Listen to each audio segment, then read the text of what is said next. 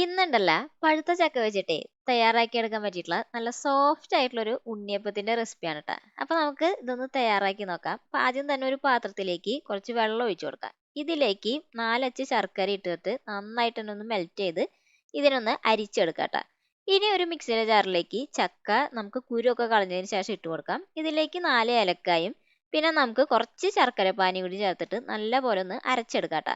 ഇനി ഒരു ബൗളിലേക്ക് അരക്കപ്പ് അരിപ്പൊടി ചേർത്ത് കൊടുക്കാം. ഇതിലേക്ക് അരക്കപ്പ് മൈദയും അതുപോലെ തന്നെ അരക്കപ്പ് റവയും പിന്നെ ദേ ഇത്തിരി ഉപ്പും ബാക്കിയുള്ള ശർക്കര പാനിയും ചേർത്തിട്ട് നന്നായിട്ടൊന്ന് മിക്സ് ചെയ്തിട്ട് നമുക്ക് ആ മിക്സിയുടെ ജാറിലേക്ക് ഇതും കൂടി ഒന്ന് ചേർത്തിട്ട് ഇതിലേക്ക് കുറച്ച് വെള്ളം, ഒരു കപ്പോളം വെള്ളം ഒഴിച്ചു കൊടുക്കുന്നുണ്ട് കേട്ടോ.